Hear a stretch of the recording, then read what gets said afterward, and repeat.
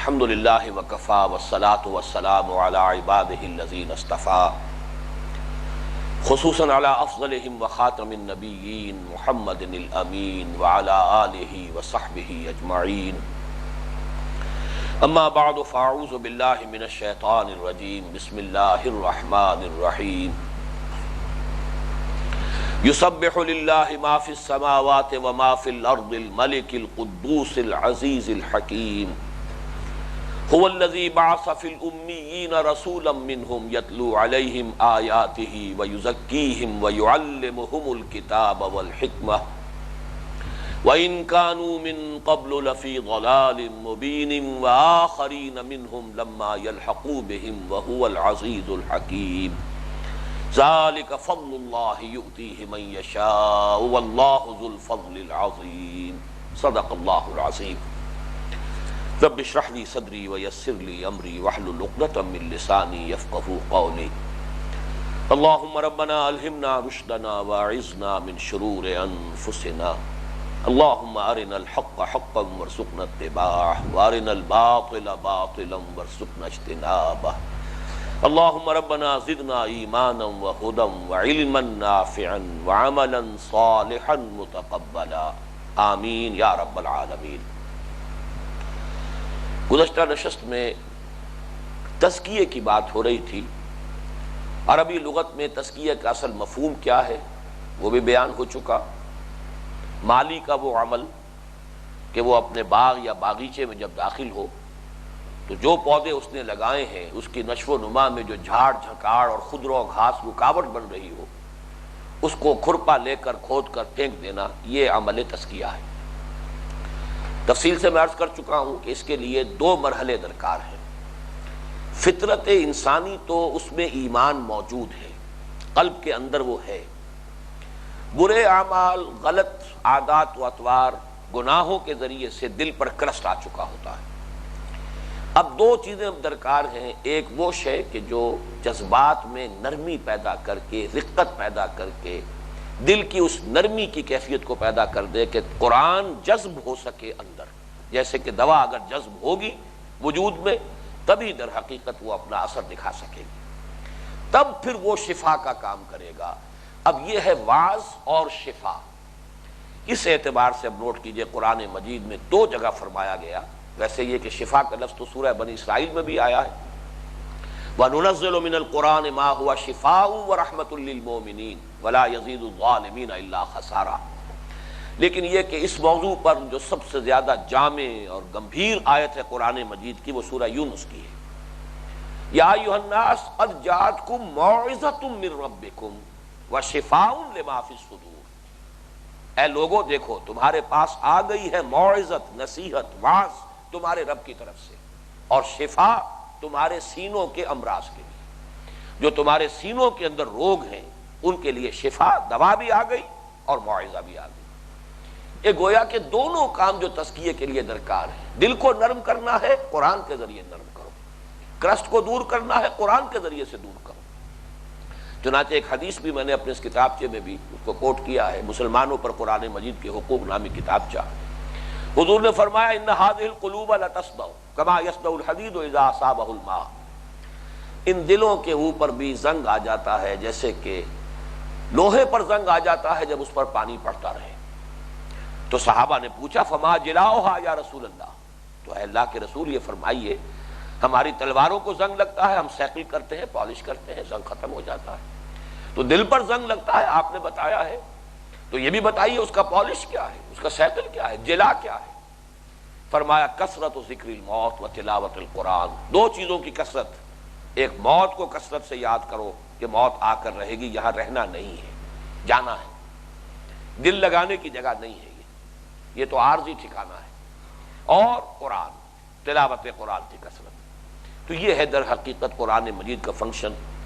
اس اعتبار سے بھی میں چاہتا ہوں کہ علامہ اقبال نے ان دونوں مضامین کو، قرآن کا موعظہ ہونا اور اس واعظ ہونے کے اعتبار سے قرآن سے کی جو ناقدری کی ہے امت نے، اس کا بہترین نقشہ انہوں نے کھینچا ہے۔ ہمارے واعظ جو ہوتے رہے ہیں وہ یا تو ضعیف حدیثوں کے حوالے سے، اس دور میں ایک بہت بڑی تحریک ہے جس میں وہ ترغیب ہے نیکیوں کی، لیکن ضعیف حدیثوں کے ذریعے سے۔ معلوم ہوتا ہے شاید قرآن مجید کے اندر موعظہ اور نصیحت موجود نہیں تھا، جس کے لیے کہ اس قسم کی ضعیف احادیث کا سہارا لینا پڑتا ہے، یا پھر یہ کہ اس سے پہلے ہوتا تھا کہ صرف مثنوی مولوی مانوی ہی سے سارا وعظ ہو رہا ہے۔ معلوم ہوا کہ صرف ہمارے پاس وعظ کے لیے سورس اگر ہے تو وہ اشعار ہیں فارسی کے، حالانکہ اصل موعظہ قرآن حکیم۔ اقبال نے جو مرثیہ کہا ہے، واعظ دستاں زنو افسانہ بند، معنی او پست و حرف او بلند، از خطیب و دیلمی گفتارے او، با ضعیف و شاذ و مرسل کارے او، کہ واعظ ہے، بڑے ہاتھ ہلا ہلا کر وہ واعظ کہہ رہا ہے لہک لہک کر، اور بڑے افسانے سنا رہا ہے، قصے کہانیاں سنا رہا ہے، اور اس کی معنی جو ہے تو اس کے قول میں، اس کے کلام میں معنی تو کچھ بھی نہیں ہے، ایسنس تو ہے ہی نہیں، الفاظ بڑے بھاری بھرکم ہیں، بہت حرف او بلند، حرف بہت اونچے اونچے، الفاظ بڑے ثقیل، لیکن یہ کہ معنی جو ہے موجود نہیں۔ اور خطیب و دیلمی، یہ ضعیف ترین جو احادیث کے مجموعے ہیں، خطیب بغدادی کا اور دیلمی، از خطیب و دیلمی گفتارے او، ساری حدیثیں وہاں سے لے کر اس کے اوپر اپنے وعظ کو بیس کرتا ہے۔ با ضعیف و شاذ و مرسل کارے او، ساری بحث جو ہے وہ ضعیف احادیث، شاذ احادیث، مرسل احادیث پر اس کی مبنی ہے۔ حالانکہ قرآن کہتا ہے کہ موعظہ میں ہوں، دلوں کو نرم کرنے والی شے اللہ نے بھیج دی ہے تمہارے پاس قرآن۔ یا ایھا الناس قد جاءتکم موعظۃ من ربکم وشفاء لما فی الصدور، شفاء لما فی الصدور کے اعتبار سے جو تزکیے کا دوسرا ایلیمنٹ ہے، اور اصل تو یہی ہے، دل کو نرم کرنا تو اس لیے تاکہ یہ دوا اندر داخل ہو، چوب جان در رفت کی کیفیت حاصل ہو جائے، اندر داخل ہو تبھی جا کر یہ شفا کا اپنا کی تاثیر ظاہر کرے گی، لیکن اصل تو یہی ہے کہ شفا یہ ہے۔ اس کو جس طرح انہوں نے پیش کیا ہے، اس پر بھی جو انہوں نے جو مرثیہ کہا ہے پہلے وہ سن لیجئے۔ صوفی پشمینہ پوش حال مست، از شراب نغمہ قوال مست، آتش از شیر عراقی در دلش، در نمی سعادت بقرآں محفلش۔ صوفی ہیں، صوفیوں کے حلقے ہیں، صوفیوں کے سلسلے ہیں، تو وہاں کیا ہے، انہوں نے بہرحال لباس خرقہ جو ہے وہ صوفیوں والا پہنا ہوا ہے، حال میں مست ہیں، اور شراب نغمہ قوال، قوالی سے حال آ رہا ہے انہیں، قوالی کے ذریعے سے ان کے اوپر روحانی جو کیفیات طاری ہو رہی ہیں، اور شعر ہو عراقی کا یا حافظ کا، یہاں پہ عراقی کا لفظ استعمال کیا ہے، اس سے تو اس کے دل میں آگ لگ جاتی ہے، جذبات جو ہے وہ پورے عروج پر آ جاتے ہیں۔ آتش از شعر عراقی در دلش، اس کے دل میں عراقی یا حافظ یا اور کسی اسی طرح کے شعراء کے اشعار سے تو ایک دم آگ آ جاتی ہے۔ در نمی سعادت بقرآں محفلش، اس کی محفل کا قرآن سے سرے سے کوئی سروکار ہی نہیں، جبکہ حضور صلی اللہ علیہ وسلم کے ہاں سماع ہوتا تھا قرآن کا، آپ اپنے صحابہ سے فرمائش کر کر کے سنتے تھے قرآن مجید، جو کہ حضرت ابو موسیٰ اشعری رضی اللہ تعالیٰ عنہ کی بہت آپ نے تعریف کی کہ یا موسیٰ یا ابا موسیٰ انک قد اوتیت مزمارا من مزامیر آل داؤد، تمہیں تو آل داؤد کے سازوں میں سے ساز اللہ نے دیا ہے، تو ان سے بھی آپ یقیناً سنتے ہوں گے۔ لیکن ایک حدیث جو آئی ہے زیادہ معروف جو ہے، حضرت عبداللہ ابن مسعود سے فرمایا آپ نے کہ مجھے قرآن سناؤ، انہوں نے عرض کیا حضور آپ کو سناؤں، آپ پر تو نازل ہوا، فرمایا نہیں، کسی دوسرے سے سن کر مجھے کچھ اور حظ حاصل ہوتا۔ پھر انہوں نے سورہ نساء کی شروع سے تلاوت جو ہے اس کا آغاز کیا، جب وہ اس آیت پر پہنچے فَكَيْفَ إِذَا جِئْنَا مِن كُلِّ أُمَّةٍ بِشَهِيدٍ، کیا ہوگا اس دن جس دن قیامت کے دن ہم ہر امت پر گواہ لائیں گے، وہ ایک گواہ پیش کریں گے کہ جو ان کے خلاف گویا کہ اتمام حجت کرے گا، جو کہ پروسیکیوشن وٹنس کی حیثیت سے پیش ہوگا۔ حضور نے فرمایا حسبک حسبک، بس کرو بس کرو، اور حضرت عبداللہ ابن مسعود نے نگاہ اٹھا کر دیکھا تو آپ کی آنکھوں سے آنسو کی جھڑی لگی ہوئی، یہ کیفیت ہے۔ لیکن ہم نے قرآن مجید کو اس کا کوئی ذریعہ نہیں بنایا، لیکن یہ کہ جو واقعتاً جو دو اشعار میرے نزدیک ماسٹر پیس ہے، کشتن ابلیس کار مشکل است، زاں کے اوگم اندر اعماق دل است، ابلیس کو مار دینا بہت مشکل کام ہے، اس لیے کہ وہ تو انسان کے دل کی گہرائیوں کے اندر جا کر بیٹھ جاتا ہے، جسے پنجابی میں کہتے ہیں کہ وہ گٹوں میں بیٹھ جانا جا کر، تو یہ تو دل کے اندر جا کر اس کی گہرائیوں میں بیٹھ جاتا ہے، کشتن ابلیس کار مشکل است زاں کہ او گم اندر اعماق دل است خوشترا باشد مسلمانش کنی کشتہ شمشیر قرآنش. بہتر یہ ہے کہ اپنے ابلیس کو تم مسلمان بنا لو، اور اپنے ابلیس کو مسلمان بنانے کا طریقہ یہ ہے کہ قرآن مجید کی تلوار سے اس کا تلا قما کرو. یہ ہے اصل میں دو حدیثوں کا مضمون ہے جو علامہ اقبال نے دو اشعار کے اندر سمو دیا ہے. ایک حدیث میں آپ نے فرمایا ان الشیطان یجری من الانسان مجری الدم، شیطان تو انسان کے وجود میں خون کی طرح سرایت کر جاتا ہے پورے وجود میں. اور ظاہر بات ہے کہ خون کا جو بھی ہے سریان خون جو ہے اس کا جو بھی سرکولیشن ہے، دل اس کا مرکز ہے. تو اس شعر میں کشتن ابلیس کا ہے مشکل است زاں کہ اوگم اندر اعماق دل است خوشترا باشد مسلمان اشکنی. یہ دوسری حدیث ہے. حضور نے فرمایا ہر انسان کے ساتھ ایک شیطان ہوتا ہے. صحابہ میں سے کسی نے بڑی ہمت اور جرأت سے کام لیا کہ کیا آپ کے ساتھ بھی کوئی شیطان ہے؟ آپ نے فرمایا ہاں ہے، لیکن میں نے اسے مسلمان بنا لیا ہے. تو یہ مسلمان بنانا اپنے ابلیس کا جو ہمارے ساتھ ہر ایک کے ساتھ ہے اسے مسلمان بنانا، اس کا ذریعہ کیا ہے؟ تلوار قرآن کی ہے. خوشترا باشد مسلمان اشکنی اور کشتہ شمشیر قرآن اشکنی. یہ مضمون مکمل کرنے سے پہلے میں آپ کو مولانا شبیر احمد عثمانی رحمۃ اللہ علیہ نے جو اپنے والد مرحوم کے اشعار نقل کیے ہیں اپنے حواشی میں وہ سنانا چاہتا ہوں، اس لیے کہ اس قرآن کا یہ جو فنکشن ہے موعظت بھی ہے، اس میں دل کی نرمی کا ذریعہ بھی ہے، یہ تزکیہ نفس کے لیے سب سے زیادہ تیر بہدف دوا بھی ہے. سنتے سنتے نغمہ ہائے محفل بدعات کو کان بہرے ہو گئے دل بے مزہ ہونے کو ہے. جو بھی کچھ محفل بدعات کے اندر جو کچھ ہو رہا ہوتا ہے، ظاہر بات ہے کہ وہ انسان کی اصل جو باطنی شخصیت ہے وہ تو پشمردہ ہوتی چلی جاتی ہے. آؤ سنوائیں تمہیں وہ نغمہ مشروع بھی پارا جس کے لہن سے طور خدا ہونے کو ہے. وہ جو خاشعا متصدع والی آیت آئی، لو انزلنا هذا القرآن على جبل لرأيته خاشعا متصدعا من خشیۃ اللہ. حیف گر تاثیر اس کی تیرے دل پر کچھ نہ ہو، کوہ جس سے خاشعا متصدع ہونے کو ہے.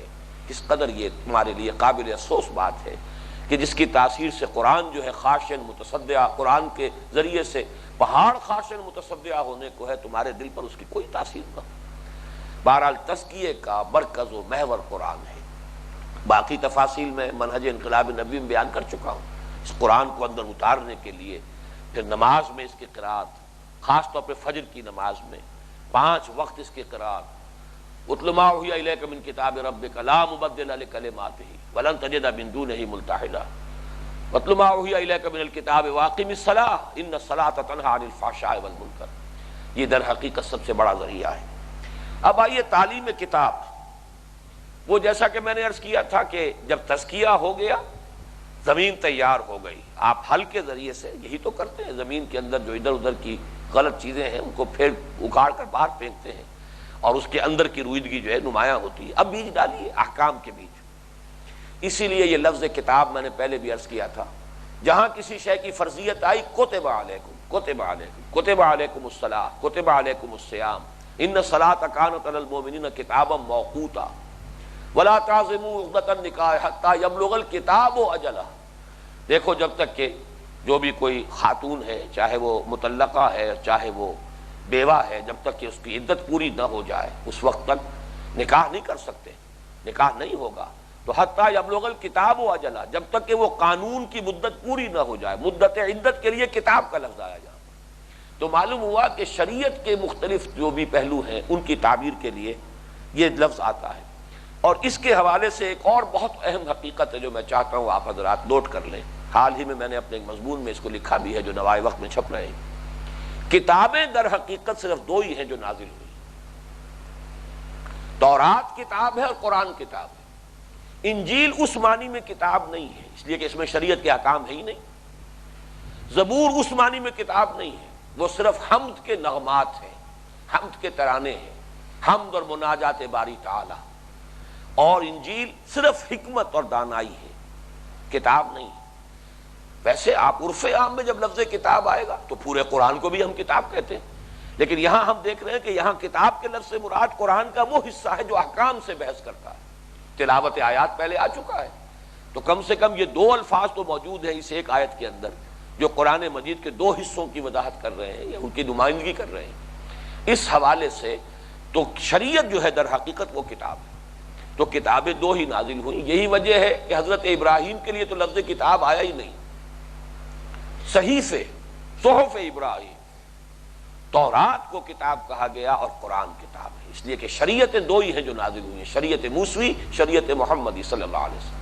حضرت ابراہیم کے زمانے تک بھی صرف یہ کہ وہ چیزیں جو فطرت ہے اسی میں سے چیزیں ہیں جو حضور نے گنوائی ہیں، جو بھی 6 چیزیں آپ نے گنوائی ہیں فطرت میں سے، ناخن کاٹنا ہے، لبیں کترنا ہے، بغل کے بال اور دوسرے بال جو ہیں ان کو مونڈنا ہے، ختم کرنا ہے، مختلف چیزیں ہیں، ختنہ ہے، یہ فطرت سے، یہ حضرت ابراہیم علیہ السلام کی جو تعلیمات ہیں وہ یہ، باقی توحید ہے، شرک سے بچنا ہے۔ شریعت جو ہے وہ پہلی جو ہے شریعت موسوی ہے جو تورات میں عطا کی گئی، اور دوسری اور کامل شریعت اور ابدی شریعت وہ شریعت محمدی ہے جو قرآن میں وارد ہوئی۔ اب آگے چلیے تعلیم حکمت، میں اس پر بھی ذرا تھوڑی سی اس وقت گفتگو کرنا چاہتا ہوں۔ حکمت پر اصولی بات میں نے کی ہے پچھلی نشست میں، پختگی، میچورٹی، فکر، عقل، فہم، لیکن جو فطرت کے ساتھ ہو، فطرت کے ساتھ یا فطرت کے تابع۔ جب یہ چیزیں جمع ہوتی ہیں کسی شخصیت کے اندر تو وہ ترقی پا کر میچور ہو کر جو وہ شخصیت وجود میں آئے گی، در حقیقت اس کیفیت کا نام حکمت ہے۔ البتہ اس کو سمجھانے کے لیے 2 حصوں میں تقسیم کر سکتے ہیں۔ ایک حکمت ہے اصولی حکمت، وہ اصولی حکمت حکمت ایمان ہے، اور اس کا جو در حقیقت عقل انسانی جو اپنے طور پر اس میں جو بھی اس نے محنتیں کی ہیں، جو بھی کاوش کی ہے، وہ فلسفہ ہے مابعد الطبیعات یا فلسفہ اخلاق یا فلسفہ نفسیات، یہ حکمت اصولی ہے۔ اور ایک حکمت تفصیلی ہے۔ حکمت تفصیلی یہ ہے کہ جو احکام دیے گئے ہیں ان کی حکمت معلوم، یہ حکم کیوں دیا گیا، اس میں نوع انسانی کی کون سی مصلحت ہے۔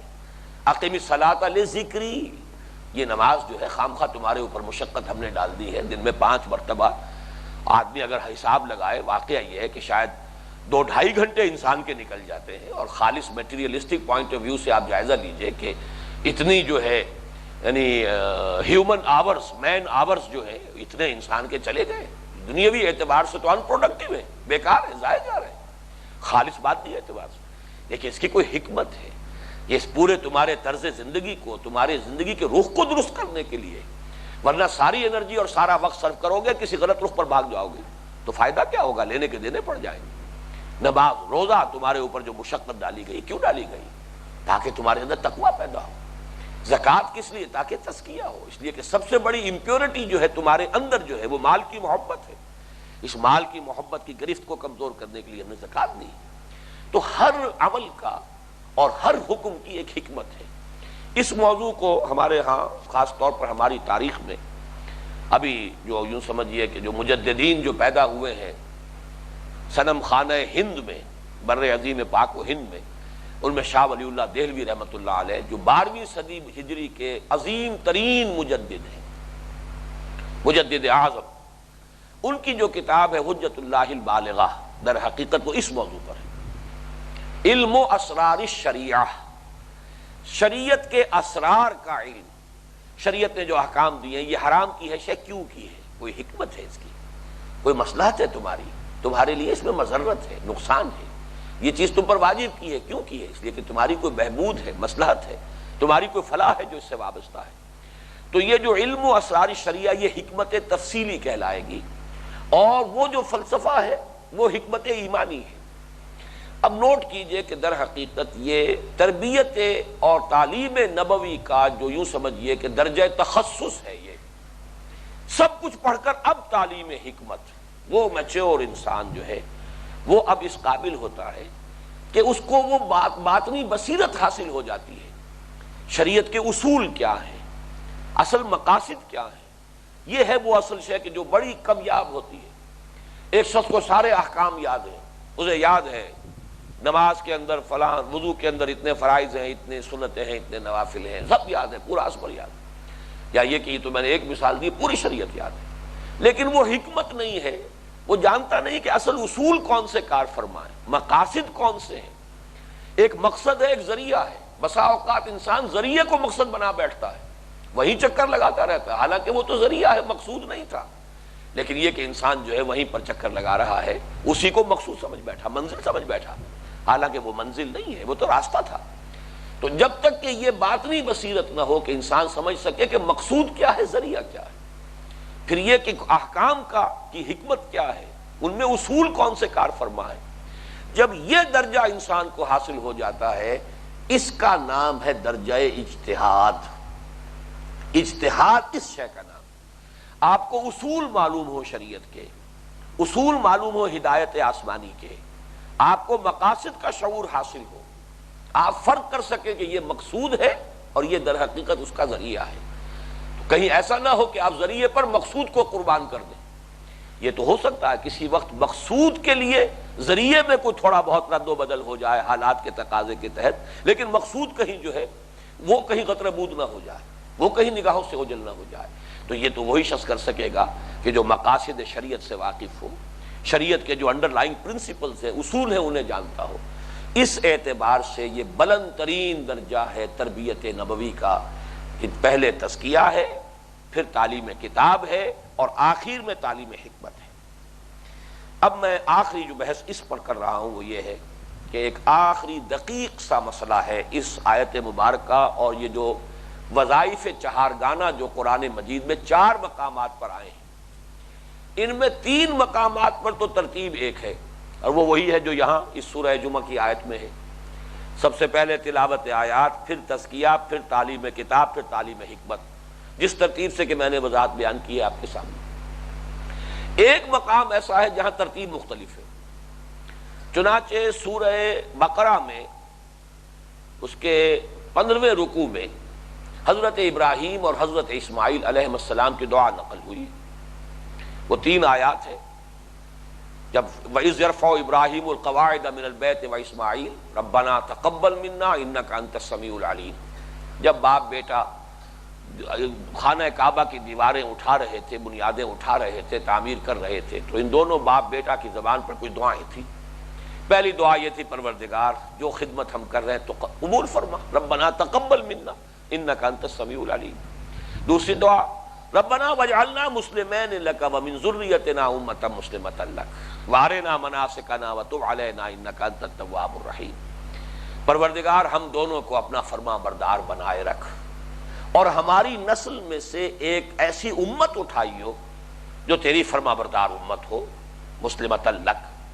اور ہمیں بس بتا، اب یہ جو خانہ کعبہ کی ہم تعمیر کر رہے ہیں، ہمیں دکھا اس کے مناسک کیسے ہوں گے، حج کیسے ادا کیا جائے گا، اس میں کیا طریقے اختیار کیے جائیں گے. اب تیسری جو ہے دعا تیسری آیت میں، وہ ہے در حقیقت جس کا تعلق اس مضمون سے ہے کہ ہماری نسل میں سے جو امت مسلمہ تو اٹھائے، ربنا وابعث فیہم رسولا منہم، ان میں ایک رسول اٹھائیو، انہی میں سے ہو، مغایرت کا پردہ کہیں حائل نہ ہو جائے، ان میں سے اپنا ہو، ان کا اپنا کیتھ اینڈ کن جسے کہتے ہیں، ان کا اپنا بھائی بند ہو، انہی میں سے ہو. ربنا وابعث فیہم رسولا منہم، باہر سے نہ آیا ہوا ہو، انہی میں سے ہو. وہ کیا کرے، یتلو علیہم آیاتک ویعلمہم الکتاب والحکمت ویزکیہم انک انت العزیز الحکیم. وہ انہیں تیری آیات پڑھ کر سنائے اور انہیں کتاب اور حکمت کی تعلیم دے اور ان کا تزکیہ کرے. یہاں تزکیہ ٹاپ پر آیا. لیکن یہ بات نوٹ کرنے کے قابل ہے، اس پر میرے اندازے میں، میرے علم کی حد تک مجھے کہنا چاہیے کہ کسی نے اس نقطے پر غور نہیں کیا، کم سے کم یہ بحث نہیں کی. اور بحث نہیں کی تو اسی لیے نہیں کی کہ وہ ادھر ان کا ذہن نہیں گیا کہ کیا سبب ہے کہ یہ جو ترتیب ہے اس کو تینوں مرتبہ جب اللہ کی طرف سے بات آئی ہے تو یہ ترتیب نہیں آئی. اگر تو ایسا ہوتا کہ کہیں یہ ترتیب بھی آ جاتی کہیں دوسری بھی آ جاتی تو ہم سمجھ سکتے تھے کوئی فرق نہیں ہے، گویا کہ مضمون واحد جسے ہم کہتے ہیں ایک ہی بات ہے، چاہے یوں کہہ لیا جائے چاہے یوں کہہ لیا جائے. لیکن یہ کہ بقیہ تینوں مقامات پر ترتیب وہ ہے. چنانچہ 18ویں ہی رکوع میں تو وہ بات آ گئی ہے، سورہ بقرہ ہی کے 3 رکوعوں کے بعد، کما ارسلنا فیکم رسولا منکم، دیکھو بھیج دیا ہے ہم نے. وہ جو جس کی دعا کی تھی ابراہیم اور اسماعیل نے، تمہارے جد امجد نے، ہم نے ان کی دعا کو شرف قبول عطا فرمایا. اور دیکھو اس دعا کا ظہور ہے جو محمد الرسول اللہ صلی اللہ علیہ وسلم کی شکل میں تمہارے سامنے موجود ہے. کما ارسلنا فیکم رسولا منکم یتلو علیکم آیاتنا ویزکیکم، اب یہ ضمائر اسی اعتبار سے جو ہے بدل رہے ہیں، ویعلمکم الکتاب والحکمہ، جو تمہیں ہماری آیات پڑھ کر سناتا ہے، تمہارا تزکیہ کرتا ہے، تمہیں کتاب و حکمت کی تعلیم دیتا ہے، وَيُعَلِّمُكُم مَّا لَمْ تَكُونُوا تَعْلَمُونَ، اور تمہیں وہ سب باتیں سکھا رہا ہے جو تم جانتے ہی نہیں تھے۔ پھر اگلی صورت ہے مثنیٰ ہے، جوڑا ہے، یہ بھی سورہ بقرہ اور سورہ آل عمران، تو اس جوڑے کی ایک علامت یہ بھی ہے کہ یہ آیت وہاں بھی آ گئی، لَقَدْ مَنَّ اللَّهُ عَلَى الْمُؤْمِنِينَ إِذْ بَعَثَ فِيهِمْ رَسُولًا مِّنْ أَنفُسِهِمْ يَتْلُو عَلَيْهِمْ آيَاتِهِ وَيُزَكِّيهِمْ وَيُعَلِّمُهُمُ الْكِتَابَ وَالْحِكْمَةَ، یہاں ضمائر بالکل وہی ہے جو سورہ جمعہ کی اس آیت میں ہے، هو الذي بعث في الأميين رسولا منهم يتلو عليهم آياته ويزكيهم ويعلمهم الكتاب والحكمة۔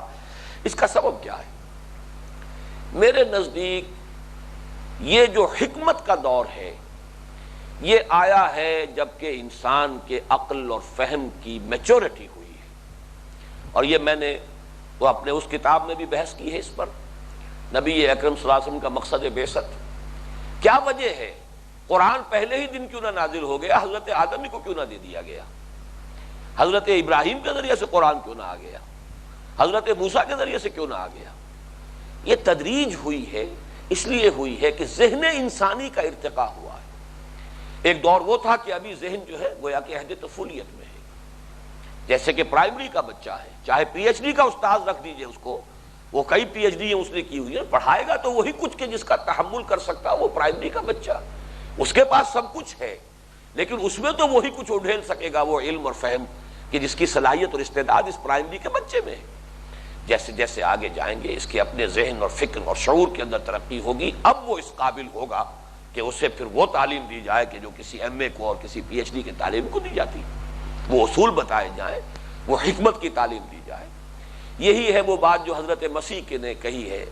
حضرت مسیح نے اپنے آخری جو لمحات تھے ان میں جو بات کہی اپنے حواریین سے کہ دیکھو مجھے ابھی تم سے اور بھی بہت سی باتیں کرنی تھی لیکن ابھی تم ان کا تحمل نہیں کر سکو گے، میرے بعد وہ فارقلیت جب آئیں گے صلی اللہ علیہ وسلم وہ تمہیں سب کچھ بتائیں گے۔ یعنی یہ کہ ابھی تمہارا جو ذہنی ارتقاء کا معاملہ ہے وہ اس سطح تک نہیں پہنچا ہے کہ تم ان تمام باتوں کا جو ہے پورے طور سے ادراک اور شعور حاصل کر سکو۔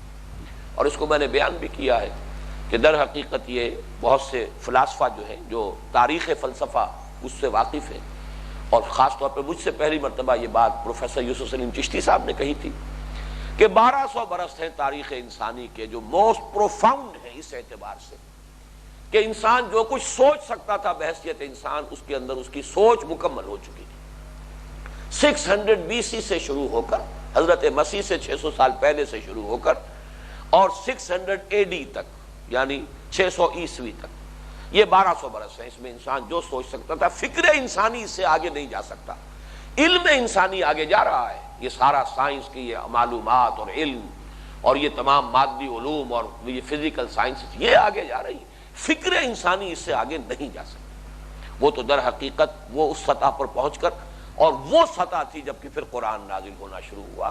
جب پہلی مرتبہ چشتی صاحب نے یہ بات میرے سامنے کہی تھی کہ میں جب ابھی مطلب کرتا تھا کرشن نگر لاہور میں، شام کے وقت وہ آ جایا کرتے تھے، مغرب کے بعد میرے ہاں ان کی نشست رہتی تھی، یہ بات کہی تو میں ایک دم چونک گیا۔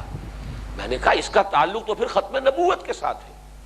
جب فکر انسانی اپنی اس میچورٹی کو پہنچ گئی تب جب اب اقرا بسم ربک الذی خلق، اب وہ آخری تعلیم جو ہے وہ دی جا رہی ہے جس کا کہ تحمل اب انسان کر سکتا ہے۔ تو چشتی صاحب بھی حیران ہوئے کہ یہ بات میرے علم میں نہ معلوم کب سے ہے، لیکن کبھی میرا ذہن ادھر منتقل نہیں ہوا کہ اس کا تعلق ختم نبوت اور بعثت محمدی سے بھی ہے۔ حالانکہ آپ سوچئے کہ 600 بار بار وہ یہ ان کے سامنے فگرز آئی ہوں گی، لیکن یہ کہ انتقال ذہنی اس کو کہتے ہیں، انسان کا ذہن کبھی منتقل نہیں ہوتا۔ تو اس لیے یہاں ترتیب تینوں جگہ جو ہے اس میں ٹاپ پر حکمت ہے، اور اس میں اگر احادیث میں آپ کو سناؤں کہ یہ تفقہ فی الدین کی کیا اہمیت ہے، کیسی کیسی دعائیں کی ہیں حضرت عبداللہ ابن عباس کے لیے، اللہم علمہ التاویل وفقہہ فی الدین، اے اللہ اس کو دین کا فہم عطا فرما۔ یہ فہم بہت بڑی شے۔ آج ہی ہم نے شاید صبح ایک حدیث سنی تھی، اذا فقہوا الناس کالمعادن، انسانوں کی مثال معدنیات کسی ہے، سونے کی اور ہوگی، صاف کریں گے سونا بنے گا، چاندی کی اور ہے، کتنا ہی صاف کر لیں سونا تو نہیں بنے گا نا، وہ چاندی ہی اس سے برآمد ہوگی۔ تو ایسے ہی انسانوں کو اللہ نے مختلف جو ہے ان کی کیٹیگریز بنائی ہیں، اور وہی جو کچھ ان کے اندر استعداد ہے وہی نمایاں ہوگی، وہی نکھر کر آئے گی۔ لیکن یہ کہ اس میں فرمایا اذا فقہوا خیارکم فی الجاہلیت خیارکم فی الاسلام اذا فقہوا، تم میں سے جو بہترین تھے جاہلیت کے دور میں وہی تم میں سے بہترین ہوں گے اسلام کے دور میں بھی۔ لیکن یہ کہ اس میں اضافہ کیا، اذا فقہوا، جب انہیں تفقہ حاصل ہو جائے، فہم اور بصیرت۔ اسی لیے بعض جگہ پر آیا غالباً سورہ انفال میں، ان لوگوں میں ان کے اندر بزدلی ہے، ان کے اندر طاقت نہیں ہے، اس لیے کہ ذالک بانہم قوم لا یفقہون، ان کے اندر وہ تفقہ نہیں ہے۔ تفقہ ہو تو اس سے انسان میں قوت آتی ہے، طاقت آتی ہے، اسے معلوم ہے کہ اصل زندگی یہ نہیں وہ زندگی ہے۔ اب جس طریقے سے وہ بے جگری سے لڑے گا کہ یہ موت ہے کیا، موت ایک زندگی کا وقفہ ہے، یعنی آگے بڑھیں گے دم لے کر، یا یہ کہ بلکہ یہ تو شاہدرہ ہے اپنے محبوب سے کی خدمت میں جانے کا، ہمارا مقصود اور محبوب تو اللہ ہے۔ یہ زندگی تو گویا کہ ایک طرح کی لائبلٹی ہے، یہ تو ایک طرح کا فصل اور بعد ہے، تو کیوں نہ چھلانگ لگائیں دروازے میں سے گزرے، یہ تو شاہدرہ ہے۔ تو یہ سارا تفقہ ہے اصل میں، حقائق کا یہ فہم جو ہے اور یہ ادراک اور شعور ہے، اس سے کس قدر طاقت بڑھ جائے گی انسان کی، اسے ہم بخوبی سمجھ سکتے ہیں۔ بہرحال یہ آخری نقطہ تھا اس آیت کے بارے میں۔ اب ہمارے پاس وقت بہت کم ہے، لیکن میں پھر بھی چاہوں گا کہ ذرا آگے بڑھیں ہم۔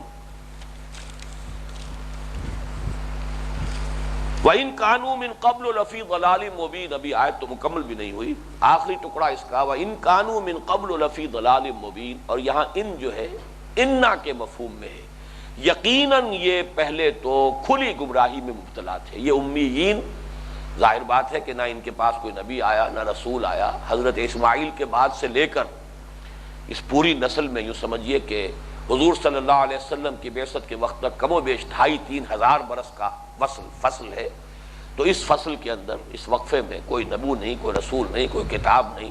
وَإِن كَانُوا مِن قَبْلُ لَفِي ضَلَالٍ مُبِينٍ، یہ امیین اگر یہ لازماً پہلے حضور کی بعثت سے قبل تو کھلی گمراہی میں مبتلا تھے، لیکن اللہ کا یہ احسان ہوا لَقَدْ مَنَّ اللَّهُ عَلَى الْمُؤْمِنِينَ إِذْ بَعَثَ فِيهِمْ رَسُولًا مِّنْ أَنفُسِهِمْ يَتْلُو عَلَيْهِمْ آيَاتِهِ وَيُزَكِّيهِمْ وَيُعَلِّمُهُمُ الْكِتَابَ وَالْحِكْمَةَ۔ اب آئیے آیت نمبر 3 پر، وَآخَرِينَ مِنْهُمْ لَمَّا يَلْحَقُوا بِهِمْ وَهُوَ الْعَزِيزُ الْحَكِيمُ۔ یہ آخرین جو ہے، آخر کہتے ہیں دوسرے، آخر جو ہے وہ تو ہے کوئی شے جو آخر میں آ رہی ہو، آخری چیز وہ آخر ہے، اور آخر کوئی دوسری چیز۔ آخر کی جمع آخرون ہوگا، اور یہاں یہ مجرور ہے چونکہ یہ عطف ہے امیین پر۔ هو الذی بعث فی الامیین رسولا منہم، هو الذی بعث فی الامیین والآخرین، یہ گویا کہ یہاں آخرین کا عطف جو امیین پر ہو رہا ہے۔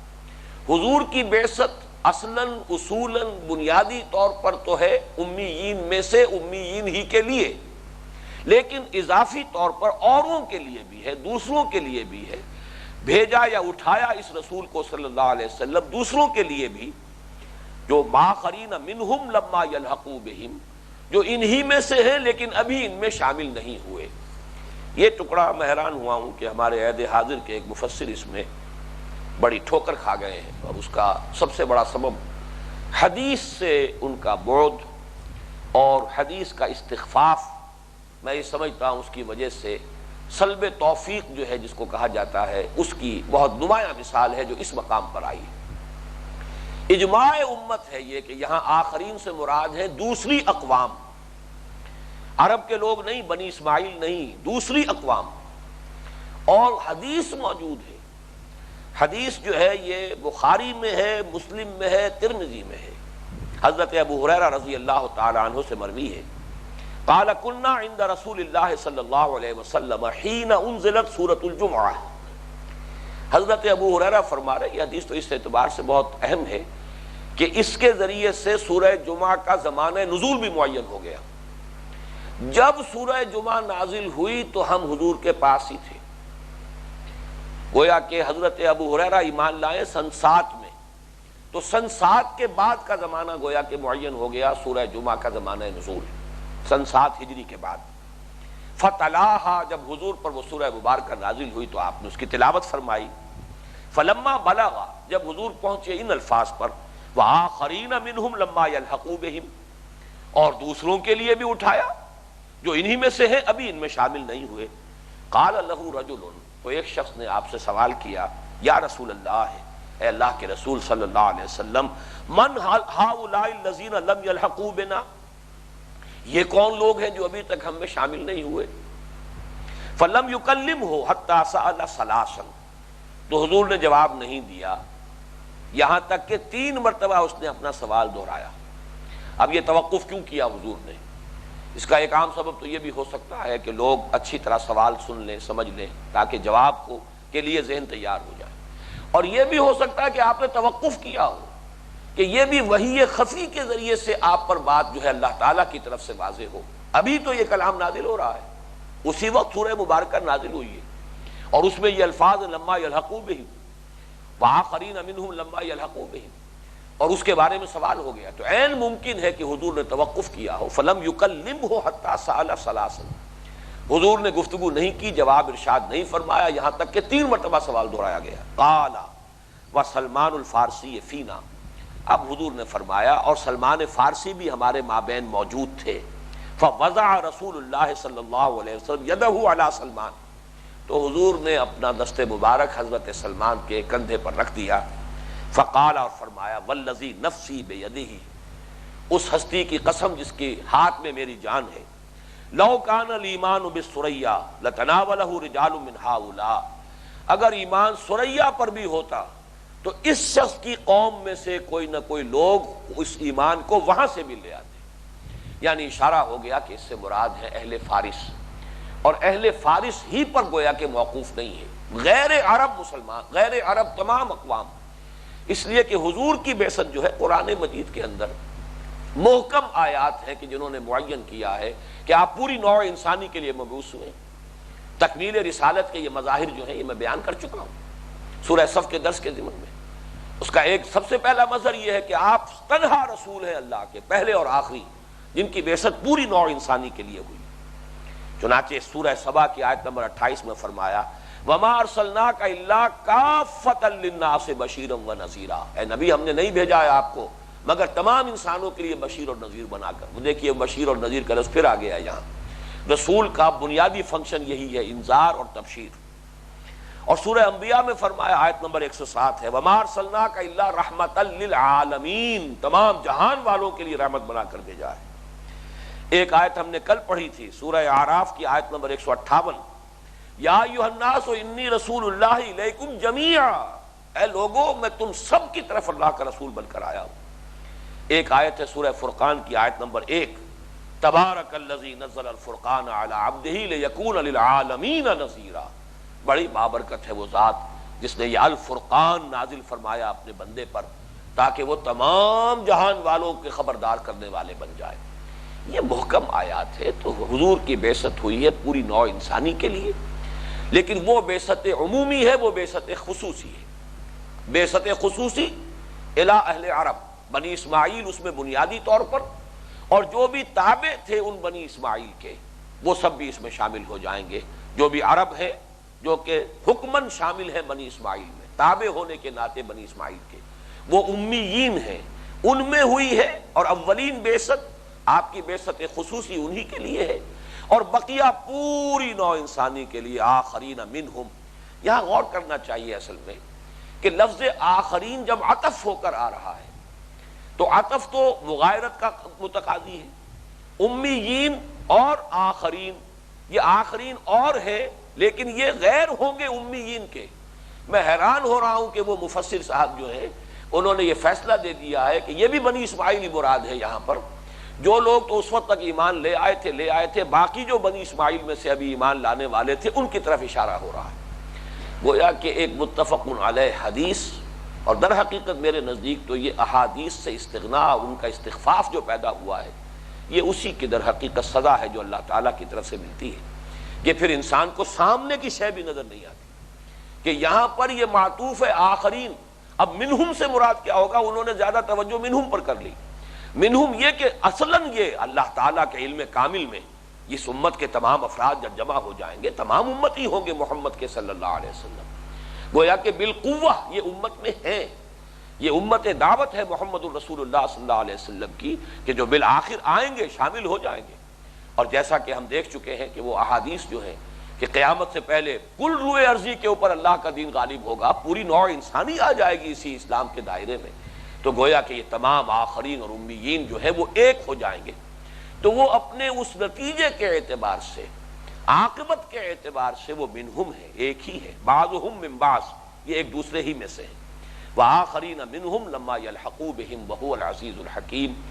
اور یہ حضور کی بعثت ہوئی ہے آخرین کے لیے بھی، اور وہ زبردست ہے اور وہ حکمت والا ہے. ابھی اس آیت کا بھی ایک حصہ جو ہے میں خیال ہے کہ بھی وہ تو میں بیان کر ہی دوں. وہو العزیز، وہ زبردست ہے، اختیار مطلق ہے، جو چاہے کرے.